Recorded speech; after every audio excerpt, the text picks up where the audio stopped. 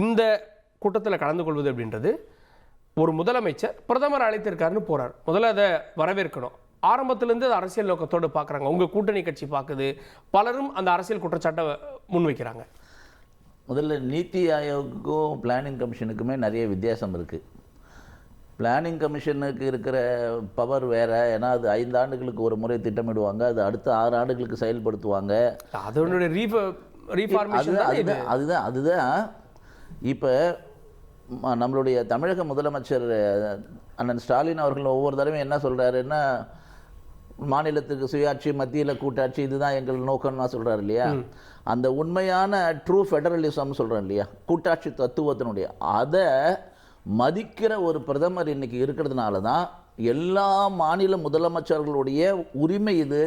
அவருடைய பங்களிப்போட இந்த நீத்தி ஆயோக்னு national institution for transforming India அதுதான் மாற்றினார். ஏன்னா அவர் ஒரு முதலமைச்சராக குஜராத்தில் இருந்ததுனால அந்த பிளானிங் கமிஷன் ஏதோ ஒரு எதேச்சிகாரிக மனப்பான்மையோட அவங்க நம்மளுடைய தமிழ்நாட்டினுடைய முதலமைச்சர், உங்களுக்கு முன்னாள் மறைந்த முதலமைச்சர் செல்வி ஜெயலலிதா அவங்க கூட சொல்லியிருக்காங்க, ஒரு தடவை போய் ரொம்ப நேரம் ஒரு மான்டேக்சிங் அலுவலியா அந்த அன்னைக்கு இருந்த அந்த திட்ட கமிஷன் துணைத் தலைவரை போய் சந்திக்கிறதுக்காக நேரம் கொடுத்து ரொம்ப நேரம் காக்க வச்சிருந்து அப்புறம் சந்திக்காமலே திரும்பின வரலாறுலாம் இருக்குது. ஏன்னா அந்த மனோபாவமே ஒரு மேலேருந்து ஒரு மனோபாவம் இருந்தது இல்லையா. இன்றைக்கு அதை பிரதமர் மாற்றி எல்லா டீம் இந்தியா, எல்லா மாநிலத்தினுடைய முதலமைச்சரும் பிரதமரோடு சேர்ந்து அவர்களுக்கு ஒரு வாய்ப்பு கொடுத்து அவர்களுடைய பாலிசி, அவங்களுடைய அந்த மாநிலம் சார்ந்த திட்டம் இல்ல திட்டக்குழுவும் இதே போல முதல்வர்கள் பிரதமரை ஒருங்கிணைத்த மாநாடு பல நடந்திருக்கு. அதுதான் ஜெயலலிதா அவர்கள் மன்மோகன் சிங்கை எதிர்த்து கேள்வி கேட்டது இதே மாதிரி ஒரு மாநாடு. அதுதான் சொல்றேன், மாநாடு நடந்ததே தவிர நீங்க மான்டேக்சிங் அலுவலியாவுடைய திட்ட கமிஷனுடைய துணை தலைவர்கிட்ட தான் நீங்க போயிட்டு அப்பாயின்மெண்ட் வாங்கணும். அவர் நினைச்சா அவர் கொடுப்பாரு. அவர் அது அவங்க அம்மா ஜெயலலிதா அவர்கள் ஒரு சில வார்த்தையே பிரயோகம் பண்ணாங்க மான்டேக்சிங் அலுவலியா குறித்து பேசும்பொழுது. அது என்ன எவ்வளவு ஒரு தவறான வார்த்தையை பிரயோகம் பண்ணாங்க நமக்கெல்லாம் தெரியும். மாநிலத்தினுடைய உரிமை சுத்தமாக இல்லாமல் இருந்தது. ஆனால் இன்றைக்கு இந்த ட்ரூ ஃபெடரலிசம் இருக்கு இல்லையா, கோஆபரேட்டிவ் ஃபெடரலிசம், மாநிலத்துக்கான உரிமையை கொடுக்கிற ஒரு சிஸ்டமாக இன்னைக்கு நீத்தி ஆயோக் இருக்கு. ஆனால் துரதிருஷ்டவசமாக தமிழ்நாட்டினுடைய முதலமைச்சர் அண்ணன் ஸ்டாலின் அவர்கள் இப்போ 2021 அவர் வரும்பொழுதே அந்த நீத்தி ஆயோக் முடிஞ்சு போச்சு. ஆனால் 22 என்ன சொன்னார், மறைந்த தன்னுடைய சகப்பனாருடைய கலைஞர் அவருடைய நினைவு கொண்டாட்டம் இருக்குது, அதனால் நான் போகலைன்றாரு. அதுக்கு அடுத்த வருஷமாவது போவார்னு பார்த்தா அதுக்கு அடுத்த வருஷம் நான் வெளிநாடுகளுக்கு போயிட்டு இது மாதிரி முதலீடுகளை ஈர்க்க போகிறேன்னு ஏதோ ஸ்பெயினுக்கோ எங்கேயோ போயிருந்தார். அதுக்கு அடுத்தது போன வருஷம் கூட அவர் போகிறதுக்கு காரணம், ஒரு 3வது வருஷம் ஒரு காரணம் சொன்னார், ஒன்றிய அரசு மத்திய அரசுன்னு சொல்லக்கூடாது, இல்லை ஒன்றிய அரசு எங்களை வந்துச்சிருச்சு, அதனால் நாங்கள் அதுக்கு எதிர்ப்பு தெரிவித்து போகலைன்னு. இது மாதிரி தமிழகத்திற்கு கிட்டத்தட்ட ஒரு துரோகம் மாதிரியே, தேர்ந்தெடுத்த மக்களுக்கு ஒரு துரோகம் மாதிரியே தான் தமிழக முதலமைச்சர் கடந்த 3 வருஷமாக நடந்து கொண்டிருந்தார். இது புறக்கணித்ததன் மூலமாக. ஆனா நம்ம நாங்க பாருங்க, மாநில சந்தேகங்களோட பாக்குறீங்க, இதுல எந்த சந்தேகமும் இல்லை. இவங்க இதனால போகாததுக்கு சொன்ன காரணம் தான் சந்தேகத்தோட பார்க்க வேண்டியதா இருக்கு தவிர, இப்ப போறது மாநில அரசனுடைய நலனுக்காக, மாநில ஒரு தமிழகத்தினுடைய நலனை நாங்களும் சேர்ந்து ஒரு எங்களுடைய முதலமைச்சரை நாங்கள் வரவேற்கிறோம். ஆனா அதே நேரம் போகாததுக்காக இத்தனை சப்பக்கட்டு, இத்தனை சமாதானங்கள், ஏதோ காரணங்களை சொல்லி ஒன்றிய அரசு எங்களை வந்திச்சதெல்லாம் சொன்னது தமிழக மக்களுக்கு நீங்க செய்த துரோகம்னு. தேர்தல் வரப்போகுது, தேர்தல் வரும்போது மக்கள் முடிச்சுக்கிட்டாங்க. மக்கள் இன்னைக்கு கேள்வி கேட்க போறாங்க. என்ன கேட்பாங்க, இத்தனை வருஷமா ஏன் நீங்க போகல, உங்க மக்கள் தமிழகத்துடைய உரிமை ஏன் நீங்க விட்டு கொடுத்துட்டீங்க, வாய்ப்பு இருந்தது இல்லையா. இல்ல ஒரு நிமிஷம், ஏன் பிரதமரை போய் சந்திக்கலன்னு கேட்பாங்களா, ஏன் நிதி வரலன்னு கேட்பாங்களா, மக்கள் என்ன கேட்பாங்க, நீங்க காமன் என்ன சார் கேட்பாங்க, பிளாட்ஃபார்ம் எதுங்க, பிரதமர் முதலமைச்சருக்கு எது உரிமை கொடுக்கிற இடம், நீத்தி ஆயோக். அந்த கூட்டத்தில் போய் இது தமிழகம் சார்ந்த இவ்வளவு திட்டம் இருக்கு, இது பாலிசி டிசிஷன் எடுக்க வேண்டிய விஷயம், அதே மாதிரி ப்ராஜெக்ட் ஓரியன்டாக எங்களுக்கு இவ்வளவு நிதி தேவைப்படுது, இது 5 வருஷத்துக்கு பிறகு கிடையாது, இது வருஷத்துக்கு ஒரு தடவை, வருஷத்துக்கு அடுத்த வருஷத்துக்கான நிதி நீங்க ப்ராஜெக்ட் பேஸ்ல கேட்கலாம், பாலிசி டிசிஷன்ல எடுத்து கேட்கலாம்.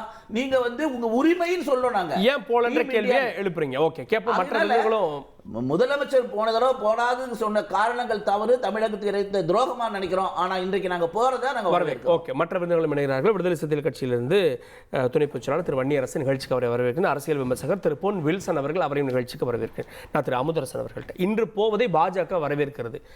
இன்னைக்கு போறதுக்கு ஒரு காரணம் இருக்குன்னா, இத்தனை ஆண்டுகள் போகாதது அது புறக்கணிப்பு இல்லையா? ஏன் முதலமைச்சர் புறக்கணிச்சாருன்னு கேட்கிறேன்.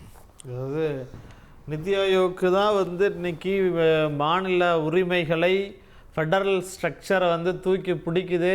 கூட்டாட்சி தத்துவத்தை எங்கே வந்து அதனுடைய இலக்கணம் வகுக்கப்பட்டிருக்கு அப்படின்னு சொன்னால் நித்தி ஆயோக்கில் தான் வகுக்கப்பட்டிருக்குதுன்னு பாஜக தரப்பு சொல்லுது. அது உள்ளபடியே வந்து எதை நினச்சி சிரிக்கிறது அப்படின்னு தெரியல. பிளானிங் கமிஷனில் எவ்வளவு உரிமைகள் மாநிலங்களுக்கு கொடுக்கப்பட்டிருந்தது, மாநிலத்தில் இருக்கக்கூடிய அந்த ஒவ்வொரு மாநிலமும் எவ்வளவு அதிகாரத்தோடு அதில் அவர்களுடைய கருத்துக்களை தெரிவிக்கலாம், அவர்களுடைய உரிமைகளை பெறலாம் அப்படிங்கிறதெல்லாம் மறந்து போய் நித்தி ஆயோக்னா என்னது, மாநில உரிமைகளை அதுல இருந்து கழிச்சிட்டீங்க அப்படின்னு சொன்னா அதுதான் நித்தி ஆயோக்கு. எல்லா மாநிலத்தினுடைய முதலமைச்சர்களும் அதுல ஒரு உறுப்பினர் மட்டும்தான், அவங்களுக்கு கருத்து தெரிவிக்கலாமே தவிர நீங்க ஏன் நிதி ஒதுக்கலன்னு கேள்வி கேட்க முடியுமாங்க? இதற்கு கடந்த ஆண்டு வந்து மேற்கு வங்கத்தினுடைய முதலமைச்சர் மம்தா பானர்ஜி பேசிட்டு இருக்கும் பொழுதே மைக் ஆஃப் பண்ணாங்களே, அது எந்த ஃபெடரல் ஸ்ட்ரக்சர்ல அவங்க கொண்டு வருவாங்க? அப்ப நித்தி ஆயோக் கூட்டத்தில் போய் என்ன சாதிக்க போறாருன்னு கேட்கக்கூடியவர்களுக்கு நித்தி ஆயோக் கூட்டத்தை நடத்தி என்ன மோடி சாதிக்க போறாருங்கிற ஒரு கேள்வி இருக்குது. நீங்க தமிழ்நாட்டு மக்கள் வந்து நித்தி ஆயோக் கூட்டத்துக்கு போலன்னு கேள்வி கேட்பாங்களா? 5 ஆண்டுகளாக 10 ஆண்டுகளாக நீங்க ஆட்சியில் இருக்கிற வரைக்கும் தமிழ்நாட்டை வஞ்சிக்கக்கூடிய வகையில தமிழ்நாடுங்கிற பெயரே இல்லாம பட்ஜெட் ஒதுக்குறீங்களே, அந்த யோகிதை மக்கள் மத்தியில கிழிந்து தொங்கடப்பட்டிருக்குது. அதை பத்தி மக்கள் கேட்க மாட்டாங்களா?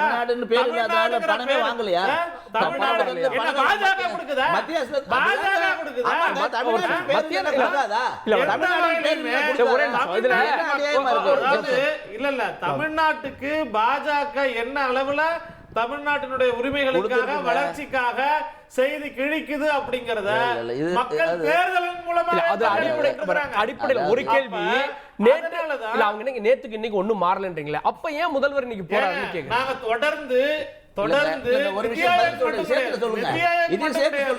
சொல்லுங்க. நீங்க ஒண்ணு சொல்லுங்க, நாங்க வந்து ஒன்றிய அரசு புறக்கணிக்குது வஞ்சிக்குதுன்னு சொன்னீங்கல்ல, இப்ப வந்து புறக்கணிக்கலன்னு ஒத்துக்கிறீங்களா? என்ன மாறி இருக்குன்னு கேக்குறேன். இல்ல அததான் அந்த கேள்வி தான் கேட்டிருக்கேன். இல்ல பிரதமரை நீங்க மன்னிச்சிட்டீங்களா? பிரதமரை மன்னிச்சிட்டீங்களா? என்ன காரணம்? ஓகே, பாஜகவையும் நரேந்திர தாமோதரதாஸ் மோடியும் தமிழ்நாடு ஒருபோதும் மன்னிக்காது. ஏன் அது வந்து மக்கள் தேர்தல் காலத்துல பதில் சொல்லிட்டு தான் இருக்கிறாங்க. எந்த வகையில எதிர்ப்பு கூடாது, எந்த வகையில நாங்க எதிர்ப்பு தெரிவிச்சுட்டு இருக்கிறோம், எந்த வகையிலையும் நாங்க வந்து இன்னும் உதாரணமா சொல்லணும், வெளிப்படையா சொல்லணும் அப்படின்னு சொன்னா, இதற்கு முன்பாக இருந்த ஆட்சியாளர்கள் போல எந்த வகையிலும் சரணடையில. தொடர்ந்து இன்னைக்கு நேத்துக்கு வரைக்கும் உச்ச நீதிமன்றம் ஓங்கி ஒரே அறை விட்டுருக்குது. யார? இவங்களுடைய கூட்டாளியா இருக்கக்கூடிய இடி கிராசிங் ஆல் தி லிமிட்ஸ். அந்த அளவுக்கு ஒன்றிய அரசுடைய ஒரு அங்கமாக இருக்கக்கூடிய இடிக்கு உச்ச நீதிமன்றத்தில் கண்டனம் தெரிவிச்சுட்டு அதோட தான் முதலமைச்சர் இன்னைக்கு டெல்லி போயிருக்கிறாரு. அதனால தொடர்ந்து நாங்க எதிர்ப்பு தெரிவிப்போம். நாங்க எப்படி எதிர்ப்பு தெரிவிப்போம் அப்படிங்கறது, தமிழ்நாட்டை வஞ்சிக்குது பாஜகன்னா போயும் எதிர்ப்பு தெரிவிப்போம், போகாமலும் எதிர்ப்பு தெரிவிப்போம். போவது எதிர்ப்பை தெரிவிக்க, தமிழ்நாட்டினுடைய உரிமைகளை பெறுவதற்கு நீங்க ஃபண்ட் ஒதுக்கலன்னா நாங்க கண்டிப்பாக எதிர்ப்பு தெரிவிப்போம், எங்களுடைய குரல்களை ஒதுப்போம். ஏங்க பிரதமர் தமிழ்நாட்டுக்கு வர்றாரு, தமிழ்நாட்டினுடைய அரசு நிகழ்ச்சியில வந்து உட்கார்ந்து இருக்கும் பொழுது இந்தியாவில் எந்த மாநில முதலமைச்சரும் கேட்கல, ஒன்றிய பிரதமரை உட்கார வச்சுட்டு நேரடியாக நிதி ஒதுக்கல, வர வேண்டிய பங்கிட்டு தரல அப்படின்னு நேருக்கு நேரா கேள்வி கேட்டு அடுத்து 48 மணி நேரத்துல இந்தியா முழுவதும் நிதியை பெற்றுக் கொடுத்தவர் தான் தமிழ்நாட்டினுடைய முதலமைச்சர். ஆகையினால மோடிய மன்னிக்கணும் அப்படின்னு சொன்னா மோடி திருந்தட்டும், அதற்கப்புறம் மோடி வந்து தமிழ்நாடு மன்னிக்குதா மன்னிக்கல இதுல மோடி திருந்தணும். இவ்வளவு 3 வருஷமா போகாம இன்னைக்கு போறீங்க.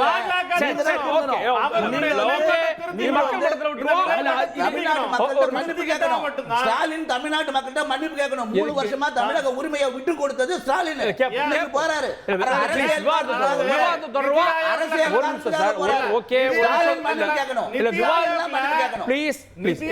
கலந்துக்கக்கூடிய எல்லா மாநிலங்களுக்கும் அள்ளி வதச்சிட்டாங்களா?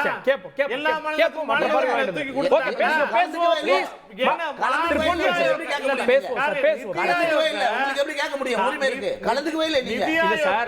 நிதி ஆயோக எவ்வளவு கேடுகட்டத்தனமா பாஜக பயன்படுத்திட்டு இருக்குது. அவருடைய காவி கீழ்த்தரத்தை விதைப்பதற்காக என்னென்ன திட்டங்களை அவங்க கொண்டு வந்துட்டு இருக்காங்க. எல்லா அழிச்சாட்டைகளையும் நிதி ஆயோக வச்சுதான் பாஜக பண்ணிட்டு இருக்குது.